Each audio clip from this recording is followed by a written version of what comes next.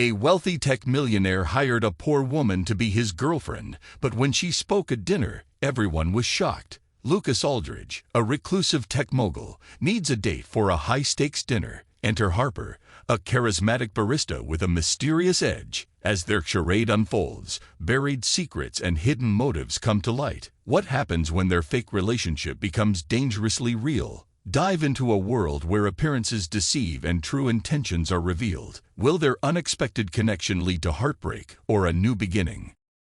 The hum of the machinery in Axiom Innovations Research Lab was a sound that I had come to associate with progress, with success. The quiet, relentless rhythm of robots in motion, AI algorithms running tests, and engineers fine-tuning prototypes. It was music to my ears.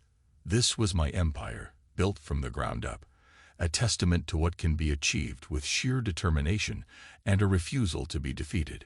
Yet, despite the achievements that surrounded me, there was a hollow feeling that lingered just beneath the surface, one that no amount of success could fill. I was 38 years old, a tech mogul with more money than I could ever spend, and more power than I had ever imagined possessing. And yet, I found myself standing alone in the massive, sleek office that overlooked the city I had conquered, with no one to share it with. The sun was setting, casting long shadows across the polished floors, and the silence in the room was deafening. "Luna," I called out, my voice echoing slightly in the cavernous space. Luna, my housekeeper, appeared in the doorway almost immediately. She was a small woman in her early 50s, with a kind face that seemed perpetually caught between a smile and a look of concern. She had been with me for years, longer than anyone else in my life, and had become a fixture in my home, a presence that was comforting in its consistency. "Yes, Mr. Aldridge," she asked, her tone as warm as ever. "Have you eaten?" I asked, glancing at the clock. It was late, and I knew Luna often waited until I was done with my work before taking care of herself. "I'll eat after I'm sure you've had something," she replied, her voice gentle but firm. I sighed, knowing that arguing with her was pointless. "I'll take care of it. You don't have to wait for me every night, you know." "It's not a burden, Mr. Aldridge," she said with a small smile. "You work hard, and someone has to make sure you're taking care of yourself." I nodded, not in the mood to press the issue. Luna had been looking after me for so long that it felt like a part of our routine, one that I wasn't quite ready to change, even if I didn't always appreciate her motherly concern. "Is there anything else you need?" she asked, noticing the way I was staring out the window, lost in thought. "No, Luna.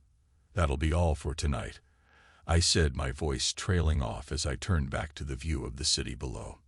The lights were coming on, illuminating the skyline that I had grown so familiar with. It was beautiful in its own way, but it always felt cold and distant to me, much like the life I had created. "All right then. I'll be in the kitchen if you need anything," Luna said, sensing that I needed to be alone. She paused for a moment, as if she wanted to say something more, but then thought better of it, and quietly left the room. Once she was gone, I let out a deep breath I hadn't realized I was holding. The room felt even larger, more empty without her presence. It was ironic, really. I had all the space I could ever want, yet it felt like a prison sometimes, a prison of my own making. I walked over to the large floor-to-ceiling windows and stared out at the city that never seemed to sleep. The truth was, I had never imagined my life turning out this way. As a kid growing up in a poor family, I had dreamt of success, of making a name for myself, of escaping the confines of poverty. But in those dreams, I had always envisioned having someone by my side, sharing in the victories and the setbacks. Funny how life doesn't turn out the way you expect it to. I muttered to myself, my breath fogging up the glass slightly. The memories of my college years drifted back to me, those early days of ambition, of believing that I could have it all. And then, of course, there was her. The woman who had set me on this path, though I hadn't realized it at the time. The one who had broken my heart, and in doing so, had unwittingly given me the fuel I needed to become the man I am today. But the success I had achieved had come at a cost. I had thrown myself into my work, shutting out everything else, including the possibility of love or companionship. I had convinced myself that it was a fair trade, that the empire I had built was worth the sacrifice. But standing there, looking out at the city, I couldn't help but wonder if I had made a mistake. The shrill ring of my phone pulled me out of my reverie. I walked over to my desk and picked it up, recognizing the number on the screen.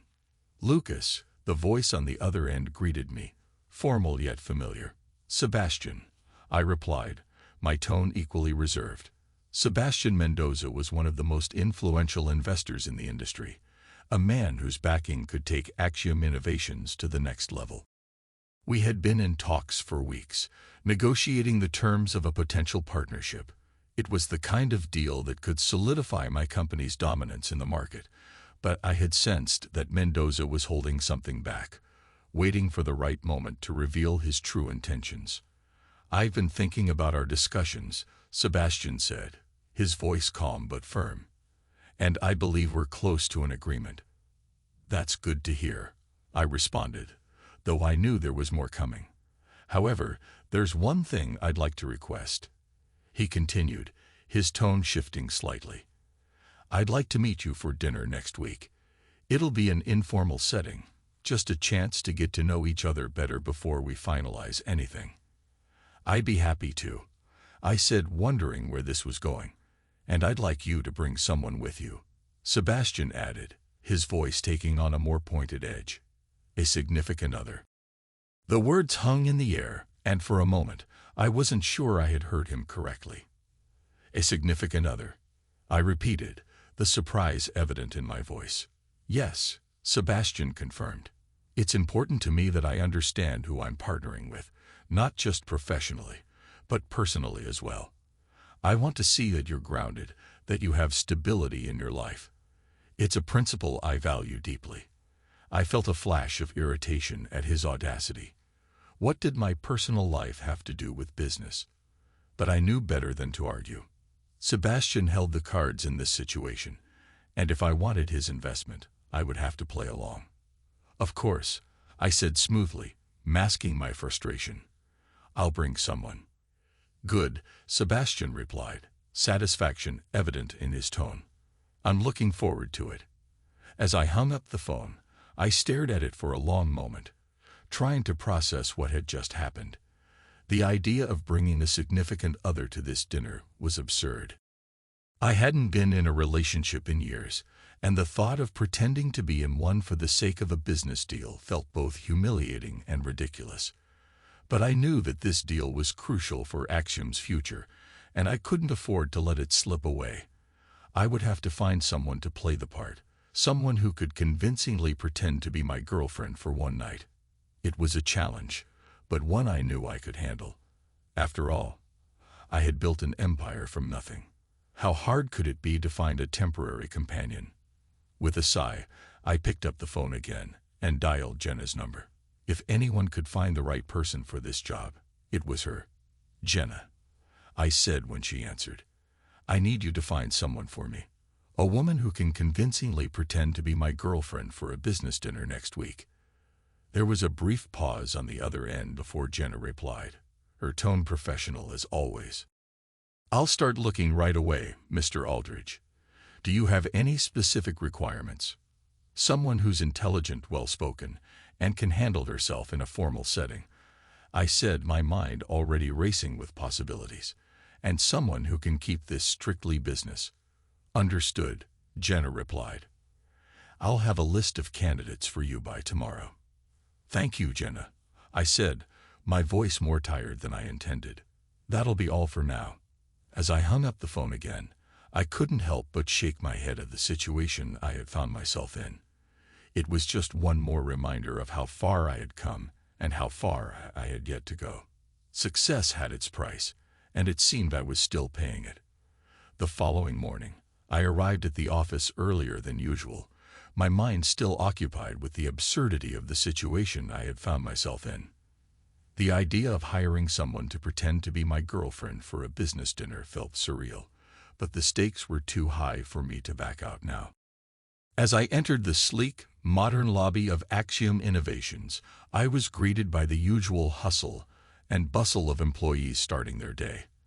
But my thoughts were elsewhere. I made my way to the executive floor, the doors to my private elevator closing behind me with a soft hiss.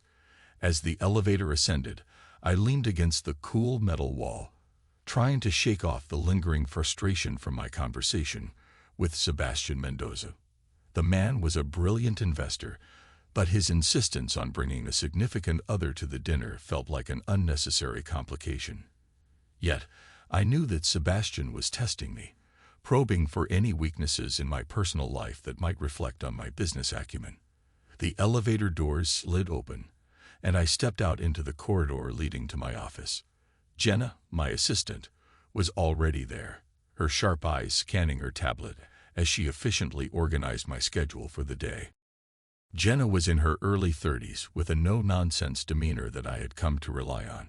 She was one of the few people I trusted implicitly, and I knew she would handle the delicate task I had given her with the utmost discretion. "Good morning, Mr. Aldridge," Jenna greeted me as I approached. "I've compiled a list of potential candidates for your request. Would you like to review them now?" "Yes, let's go over them," I replied, gesturing for her to follow me into my office. As we entered the spacious room, I couldn't help but feel a sense of unease. The office was a reflection of my success.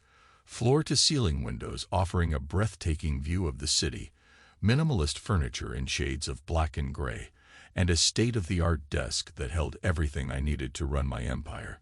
But today, it felt like a stage for a performance I wasn't prepared to give. Jenna took a seat across from me and handed me her tablet. I skimmed through the profiles she had compiled. Each woman was carefully selected based on her appearance, background, and ability to handle a high-pressure social situation. But none of them seemed right. They were all polished and professional, exactly the type of woman who would blend seamlessly into the world of corporate dinners and business negotiations. And yet they all felt wrong. I handed the tablet back to Jenna with a frown. "None of these feel right." Jenna raised an eyebrow, clearly surprised by my reaction. "Is there something specific you're looking for, Mr. Aldridge? I can broaden the search criteria if necessary." I shook my head, frustration creeping into my voice. "I don't know. I need someone who's genuine, someone who doesn't come off as rehearsed or artificial. These women all seem like they're used to playing a part, and I need someone who can be authentic." Jenna nodded thoughtfully, her fingers tapping lightly on the edge of the tablet. "I understand. I'll keep looking." As she got up to leave, I couldn't shake the feeling that I was asking for the impossible. But as the day wore on, my mind kept drifting back to the problem at hand. No matter how hard I tried to focus on work, the thought of the upcoming dinner with Sebastian Mendoza loomed over me like a dark cloud. I couldn't afford to make a mistake, not when the future of my company was on the line. By the time evening rolled around, I decided to clear my head with a walk. The office had emptied out, leaving the building quiet and still, save for the occasional hum of machinery in the labs below. I left through a side exit, avoiding the main entrance where employees and security personnel might still be lingering. The streets outside were bustling with life, the cool evening air a welcome contrast to the sterile environment of the office. I wandered aimlessly, my thoughts still churning, until I found myself in front of a small coffee shop I often visited on my rare breaks. The scent of freshly brewed coffee wafted through the air, and I hesitated for a moment before deciding to go in.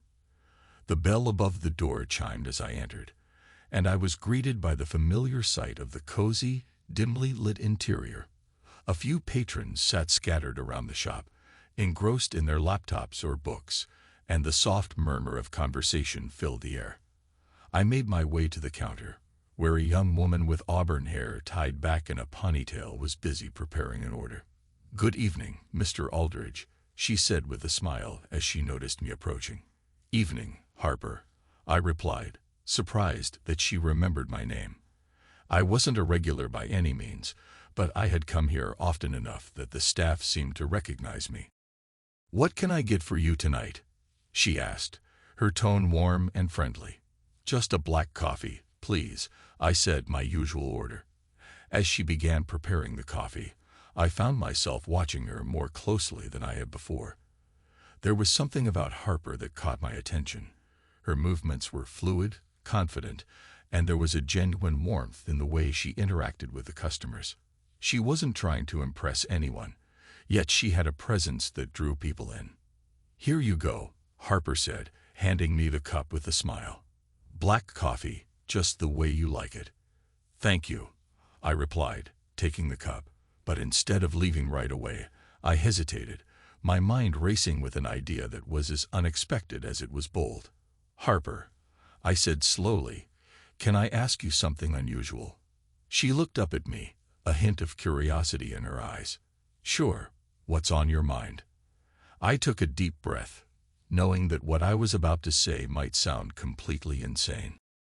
But there was something about Harper that felt right, something that made me believe she could handle this strange request.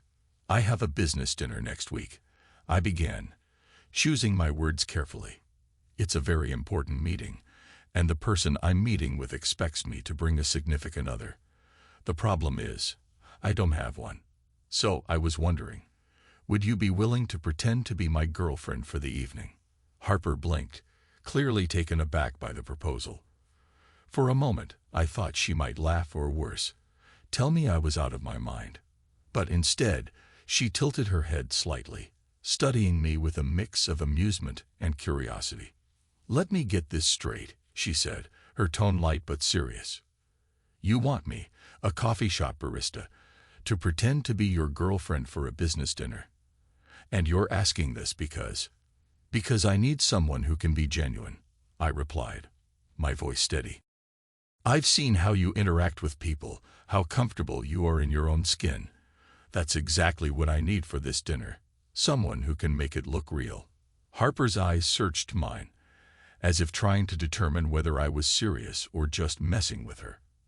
After a long pause, she leaned back slightly, a small smile playing on her lips. "That's quite an offer," she said, her tone thoughtful. "But why me?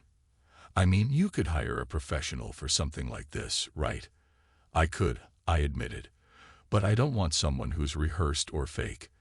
I need someone who's authentic, and you seem like the kind of person who could pull it off." Harper seemed to consider this for a moment, her fingers tapping lightly on the counter. Then, to my surprise, she nodded slowly. "All right," she said, her voice firm. "I'll do it, but I have a few conditions." "Name them," I said, relieved that she was even considering it. "First," Harper began, "I want to know exactly what I'm getting into. I need all the details about this dinner, who I'm meeting, what the stakes are, and what you expect from me." "Fair enough," I replied, already planning to brief her thoroughly. "What else?" "Second," she continued, "I don't want to be treated like an employee. If we're going to do this, I need to feel like an equal at least for that night. No talking down to me, no acting like you're doing me a favor. We're in this together, or not at all." I couldn't help but smile at her straightforwardness. "Agreed. And the third condition," Harper's smile widened, "I get to pick out what I wear. No over-the-top fancy gowns that make me feel like a doll. I'll choose something that feels comfortable and true to who I am." "Deal," I said, extending my hand. She shook it firmly, her grip surprisingly strong. "Then I guess we have a deal, Mr. Aldridge." As I left the coffee shop that evening, my mind was racing with the implications of what I had just set in motion. It was a risky move, to be sure, but for the first time in a long while, I felt a sense of excitement, a feeling that maybe, just maybe, this could work. I had no idea what the dinner with Sebastian Mendoza would bring, but with Harper by my side, I had a feeling it would be anything but ordinary. The next day at work, the reality of what I had agreed to began to sink in. The dinner with Sebastian Mendoza was just days away, and while Harper had agreed to accompany me, the success of the evening hinged on her being the perfect date, a role that was far from her everyday life. I needed to make sure she was not only comfortable, but also prepared for the high-stakes environment she was about to step into. I arrived at the office, feeling a mix of determination and anxiety. As I stepped out of the elevator, I noticed Jenna waiting by my office door, her tablet in hand as always. "Good morning, Mr. Aldridge," she greeted me, her tone professional but with a hint of curiosity. "I assume you're ready to discuss the next steps." "Yes," I said, gesturing for her to follow me inside. "We need to get started on preparing Harper for the dinner." As we entered my office, Jenna took a seat across from me, her expression a mixture of intrigue and concern. "Are you sure about this, Mr. Aldridge? I mean, hiring a barista to be your date for a critical business meeting. It's quite unorthodox." "I know it's unorthodox," I replied, leaning back in my chair. "But I've already made the decision, and Harper agreed to it. Now it's up to us to make sure she's ready."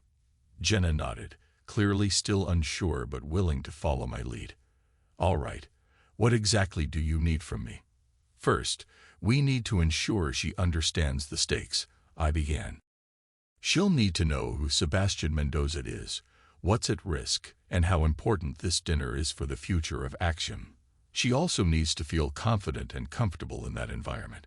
So we need to arrange for someone to coach her on etiquette, conversation, and anything else that might come up." "Understood," Jenna said, making notes on her tablet.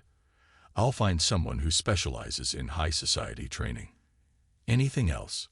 "Yes," I said, pausing for a moment as I considered the next step.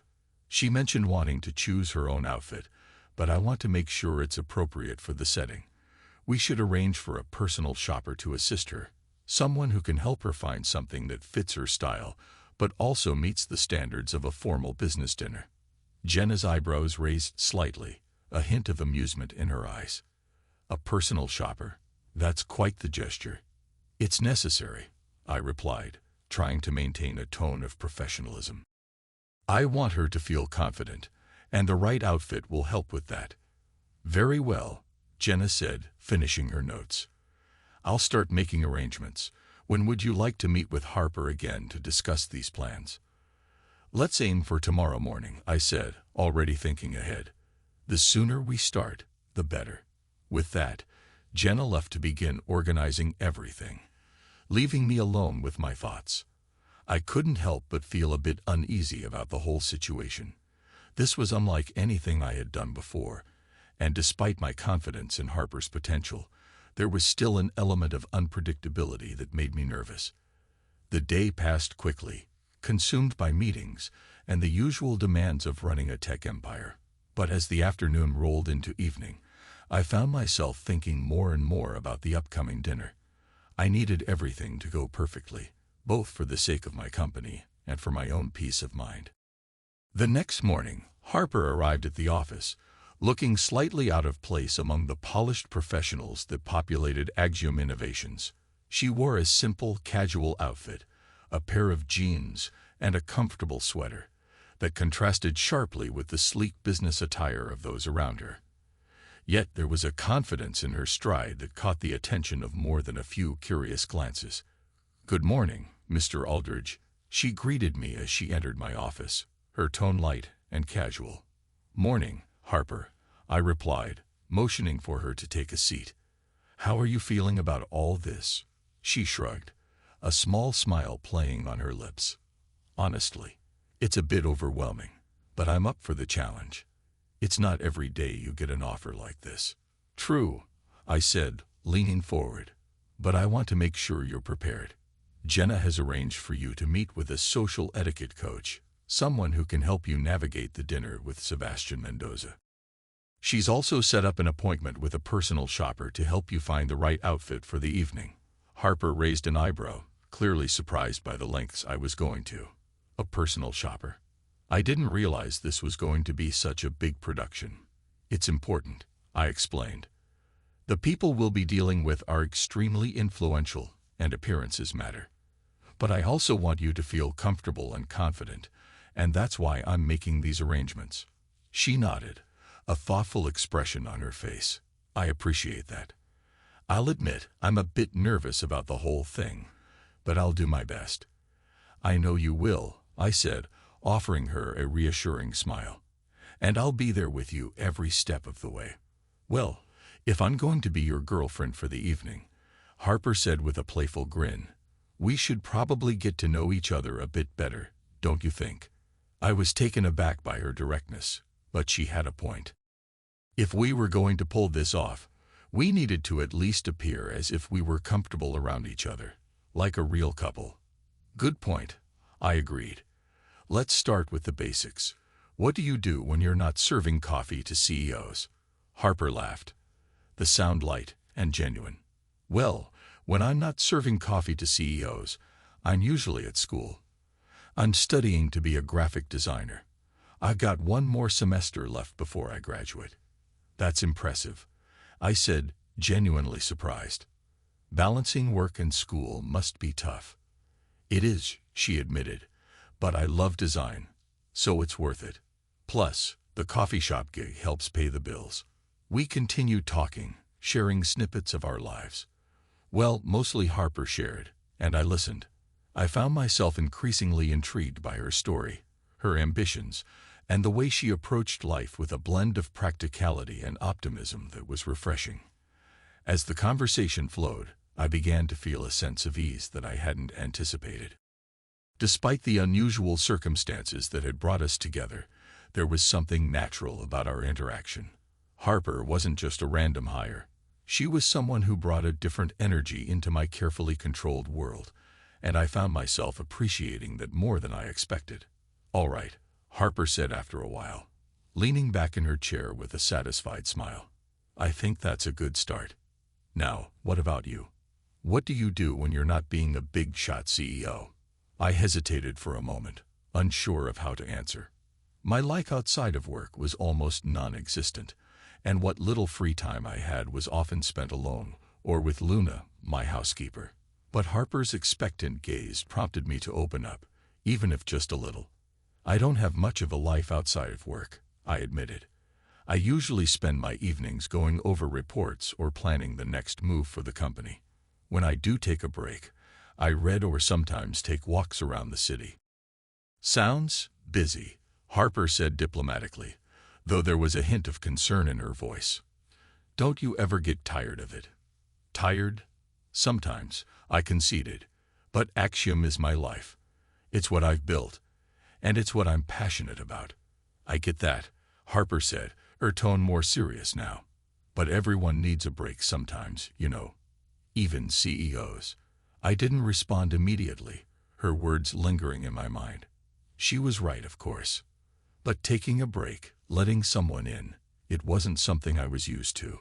Still, there was something about Harper that made me consider, even if just for a moment, what it might be like to step out of the rigid confines of my life.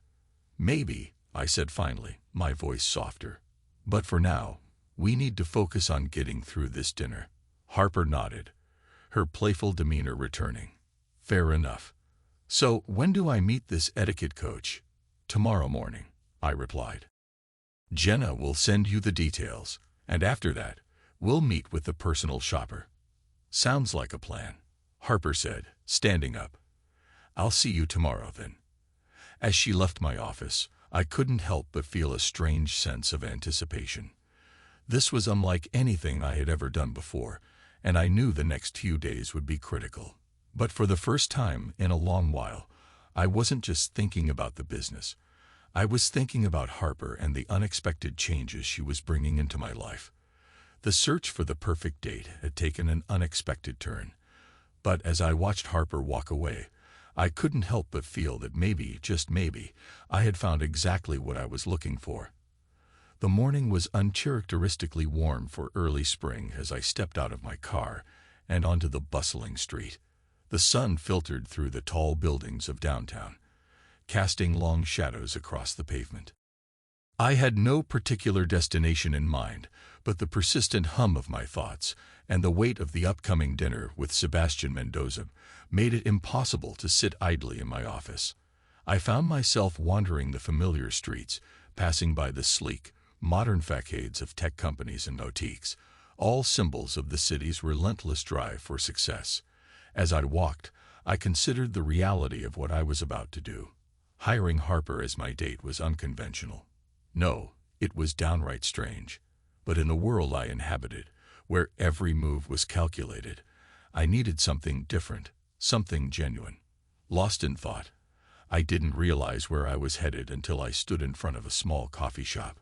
It was a cozy, unassuming place nestled between two larger establishments, a sort of hidden gem among the towering giants of commerce.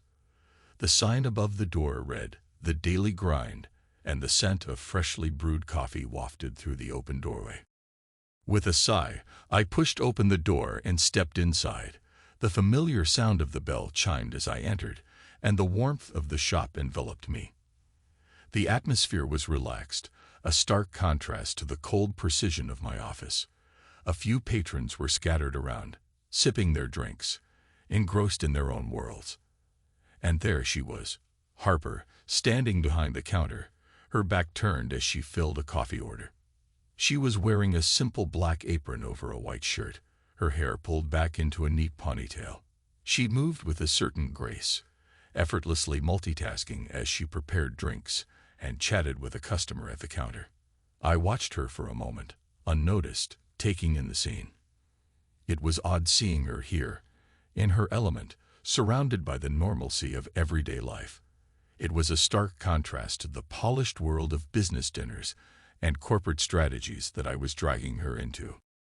"Lucas," a voice pulled me from my thoughts, and I turned to see Harper staring at me, a surprised smile on her face. "I didn't expect to see you here. What brings you to this part of town?" "I could ask you the same," I replied, walking up to the counter. "But then again, I suppose this is your domain, isn't it?" She laughed, the sound light and infectious. "Guilty as charged. This is my day job. Well, one of them. Anyway, what can I get you?" "The usual." "The usual?" I echoed, raising an eyebrow. I wasn't aware I had a usual. "Most people have a go-to coffee order," she said with a shrug. "But if you're not sure, I can surprise you." "Surprise me," I said, leaning casually against the counter. "I trust your judgment." "Coming right up," she replied with a grin, turning back to the espresso machine. As she worked, I couldn't help but feel a sense of ease that had been missing from my life for a while. Harper's presence, her effortless charm, it was disarming. And for a moment, the tension of the upcoming dinner faded into the background. "So," Harper began as she prepared my drink, "how's the search for the perfect date going? Found anyone more suitable than a barista yet?" I chuckled, appreciating her self-deprecating humor.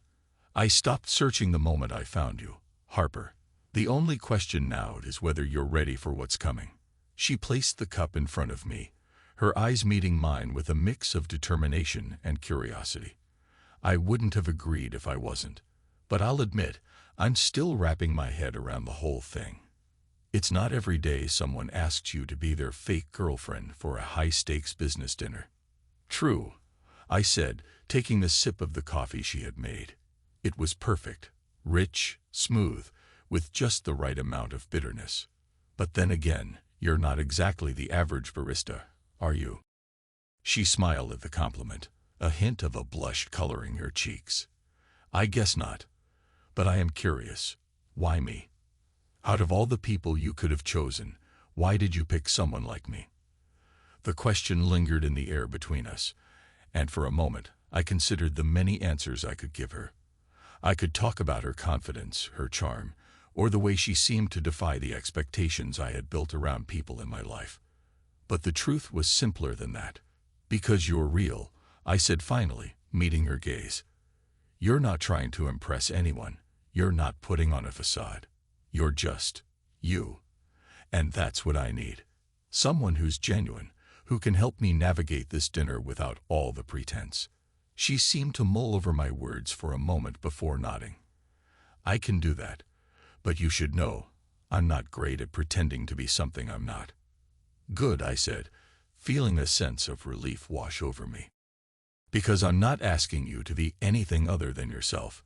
Just, maybe a more polished version, for the sake of appearances.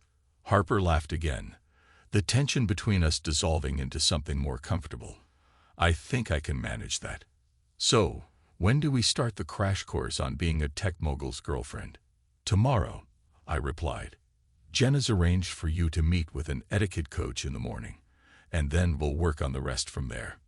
Sounds intense, she said, though there was a sparkle of excitement in her eyes. But I'm ready. Let's do this. As I left the coffee shop, my coffee in hand, I couldn't help but feel a sense of cautious optimism. Harper was a wild card, a complete unknown in the structured world I had built for myself. But there was something about her, something that made me believe that this unorthodox plan just might work. And as much as I tried to keep my distance, I couldn't deny the growing curiosity I felt about the woman who had so unexpectedly entered my life.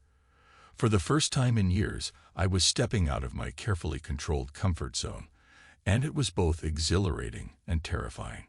But as I walked away from the daily grind, I realized that maybe, just maybe, that was exactly what I needed. The following morning, I arrived at my office earlier than usual, the sun just beginning to rise over the city skyline. The stillness of the early hours was a welcome change from the usual rush, allowing me to gather my thoughts before the day began. Today, however, my thoughts were consumed by one thing: Harper. Our encounter at the coffee shop had been unexpected, but it had also confirmed something I had sensed from the beginning. Harper was different. She had a spark, a kind of unpolished authenticity that stood out in a world full of people who were always trying to be something they weren't.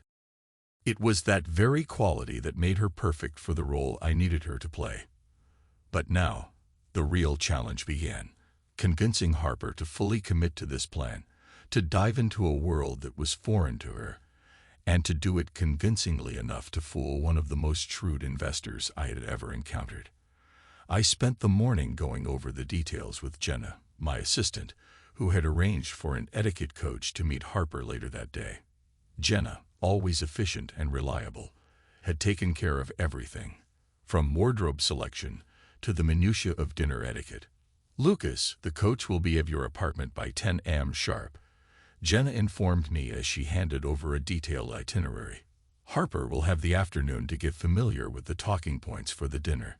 We've prepared a brief on Sebastian Mendoza and his preferences. She should be well prepared by the time the dinner rolls around." I nodded, grateful for Jenna's thoroughness. "Good. Make sure Harper has everything she needs. I want her to feel comfortable, even if this is outside her usual realm." Jenna raised an eyebrow, a hint of curiosity in her eyes. "Are you sure about this, Lucas? It's not exactly a conventional approach." I smiled slightly, appreciating her concern. Jenna had been with me for years, and she had seen me through countless deals, mergers, and crises.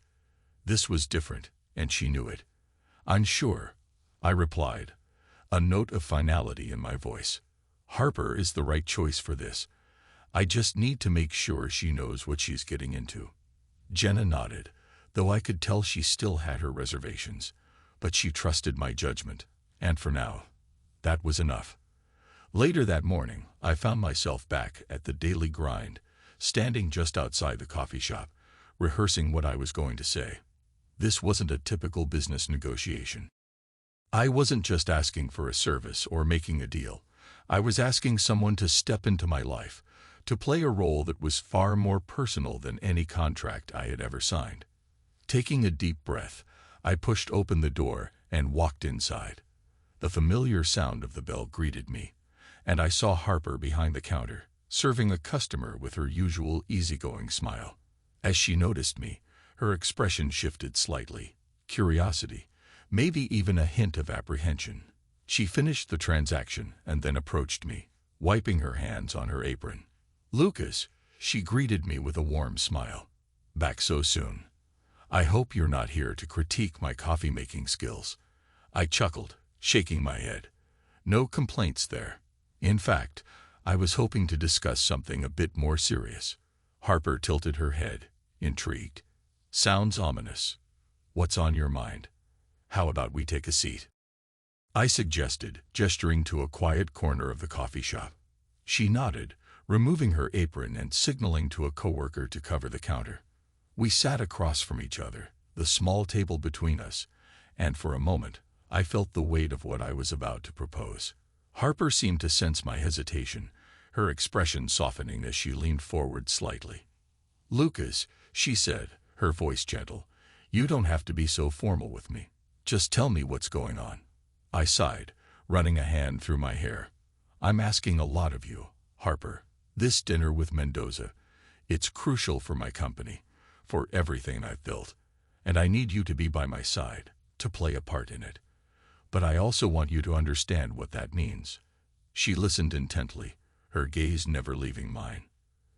"You need me to pretend to be your girlfriend," she said, more a statement than a question. "I get that. But what's the catch?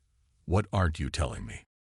I admired her directness, her ability to cut through the pretense. "The catch is that this isn't just a one-time thing," I admitted. "Mendoza is meticulous. He's going to watch our every move, scrutinize every detail. This means you're not just playing a role for one night. You're stepping into a world that's very different from yours. High-stakes business, constant scrutiny. It's not easy." Harper leaned back in her chair, considering my words. There was a long pause before she spoke again. "Why me, Lucas? I know we talked about this before, but I need to hear it again. Why not someone who's already familiar with that world?" "Because those people come with their own agendas," I replied honestly. "They have their own interests, their own games to play. I need someone who doesn't have a stake in this world, someone who can be genuine, who can keep up appearances without getting caught up in the mess. And because I think you can handle it." She studied me for a moment, her eyes searching mine for any hint of insincerity. Finally, she sighed and nodded. "Okay, Lucas, I'll do it. But I need to be clear about something. I'm not going to change who I am to fit into your world. I'll play the part, I'll be convincing, but I won't pretend to be something I'm not. I wouldn't ask you to," I assured her. "All I need is for you to be yourself, just with a bit more polish as we discussed." She smiled, a mix of determination and nervousness in her expression. "All right then, let's do this. But you owe me a lot of coffee after this is all over." I couldn't help but laugh, the tension between us easing slightly. "Deal. Consider it a lifetime supply." We shook hands, sealing our unlikely agreement. As I left the coffee shop that day, there was a strange sense of anticipation in the air. Harper was stepping into a world that was as foreign to her as it was familiar to me, and yet I had a feeling that she might just be the missing piece in this complicated puzzle. For the first time in a long while, I felt a flicker of something other than calculated certainty, something that felt like hope. The following week felt like a whirlwind of activity. Harper and I were preparing for the dinner with Sebastian Mendoza, and the meticulous planning that had become my routine was now intertwined with an unexpected new dynamic. Harper herself. I had scheduled daily briefings with her to ensure she was prepared. Every afternoon, Harper would come by my apartment, where we'd run through mock scenarios and review Mendoza's profile.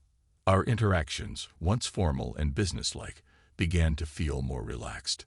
Harper's natural charm and ease were starting to draw me out of my usual reclusive shell.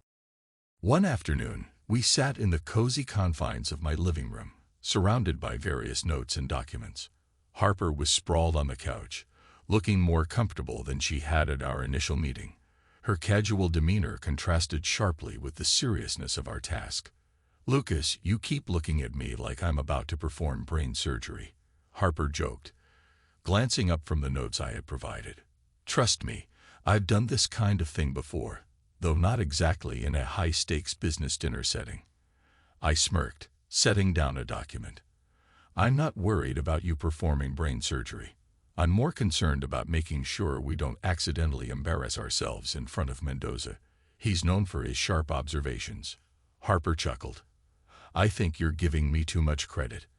I'm just a coffee shop worker trying to keep up with the fancy world of high finance. But thanks for the confidence boost." I leaned back in my chair, studying her. "You know, for someone who's supposedly out of their element, You've picked this up quickly. I wouldn't have guessed you'd be so adept at handling this. Harper gave me a crooked smile. Well, I suppose when you're faced with the choice between coffee spills and high-stakes dinners, you learn to adapt. I laughed, appreciating her lighthearted approach. Exactly. And if you can handle me and my endless list of business jargon, you'll do just fine with Mendoza. The evening of the dinner arrived faster than I expected. I was anxious, but Harper seemed remarkably calm. I had arranged for a sleek black car to pick us up, and as we stepped out of the apartment building, Harper looked elegant in a deep blue dress, her hair styled in soft waves. I was struck by how seamlessly she had transitioned from our casual meetings to the polished persona she was now embodying. Ready for the big night? I asked as we entered the car. Harper flashed me a confident smile. As ready as I'll ever be. But just so you know, if I accidentally spill wine on Mendoza or say something ridiculous, it's on you. I shook my head, laughing softly. Noted. I'll make sure Mendoza knows that it's all part of the charm. The restaurant where the dinner was being held was a high-end establishment with dim lighting and an air of exclusivity. As we walked in, I could feel the change in atmosphere immediately. Elegance, sophistication, and a hint of old-world charm. Mendoza was already seated at a table near the window, looking out over the city lights.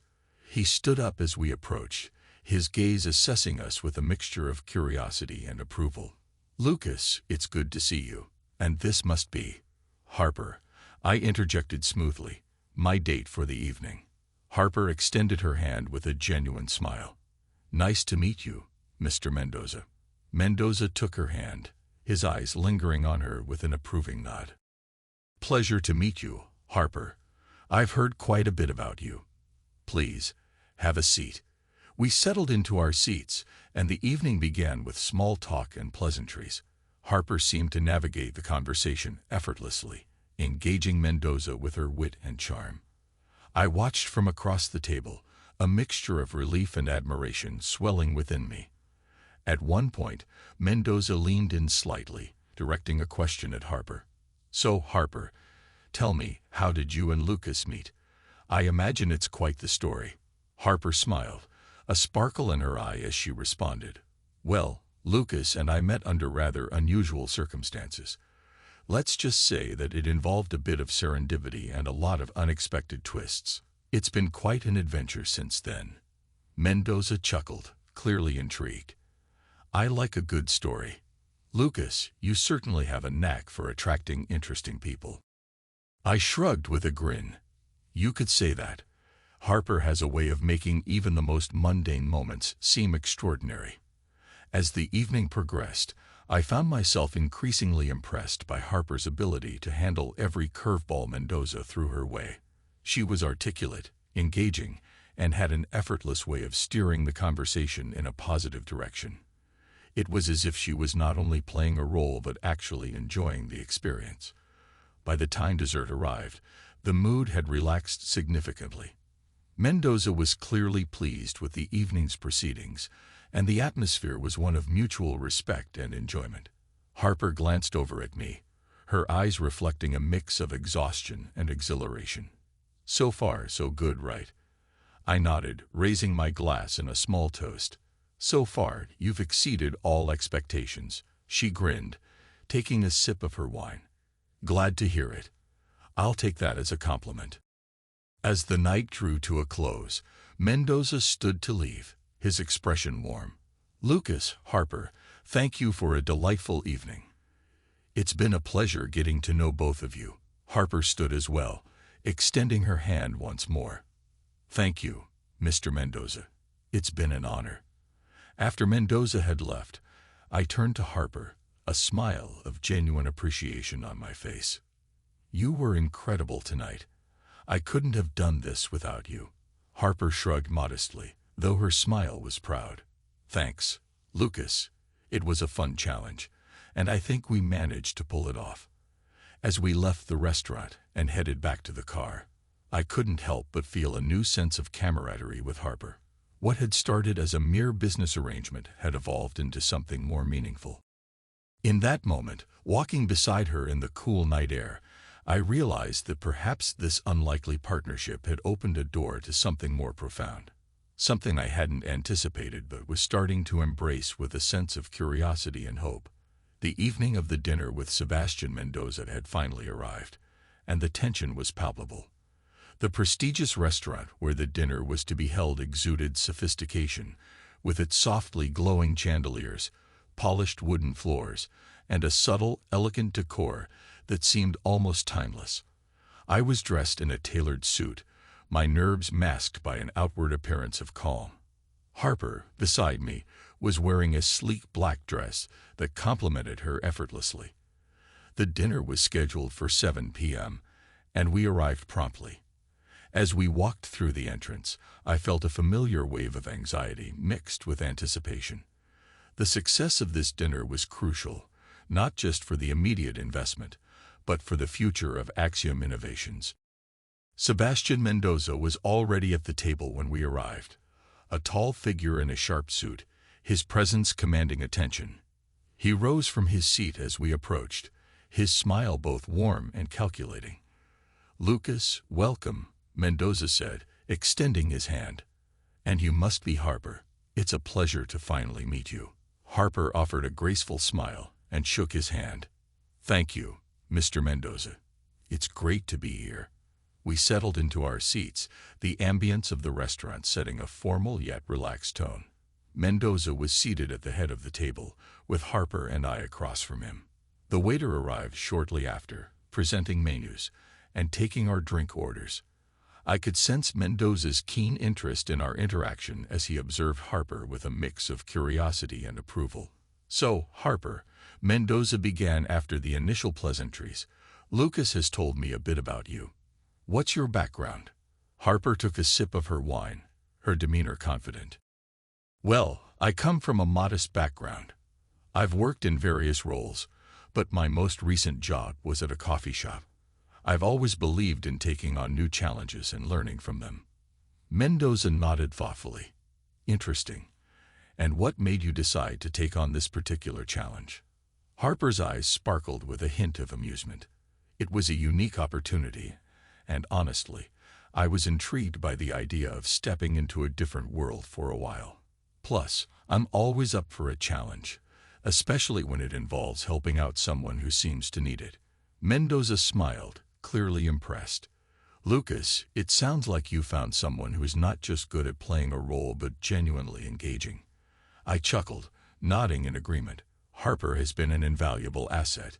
She's handled this whole situation with much more grace than I anticipated. As the appetizers were served, the conversation flowed naturally.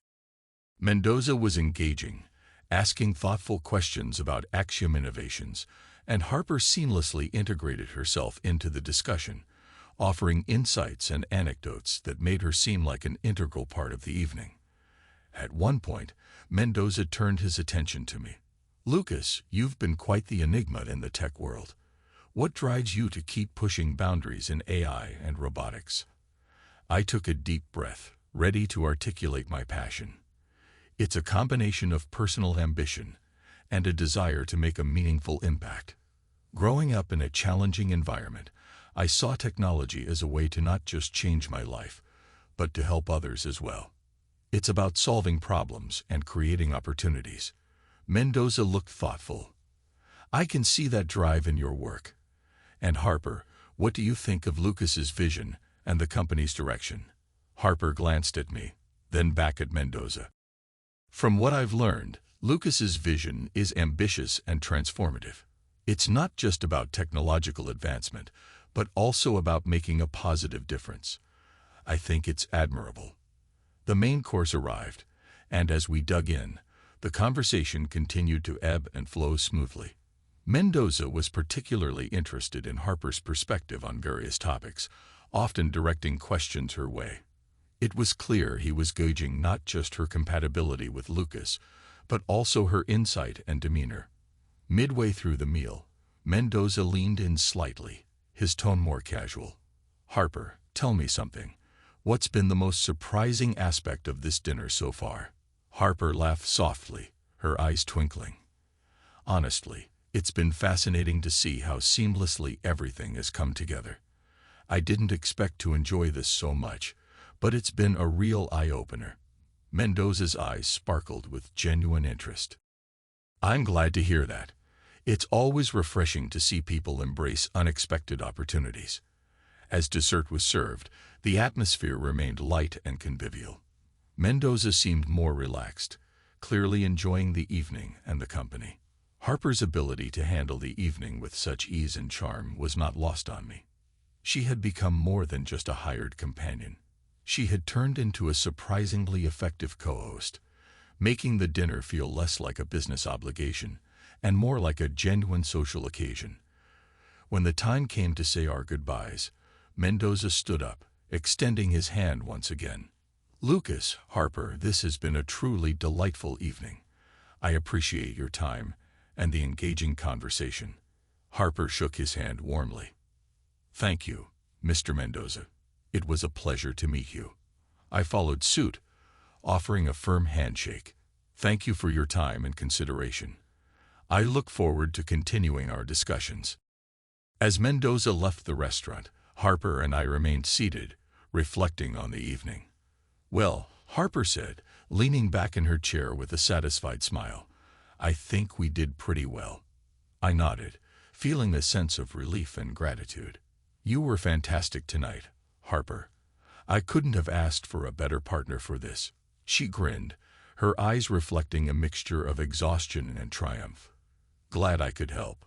And who knows, maybe this won't be the last time we find ourselves in an unexpected situation together."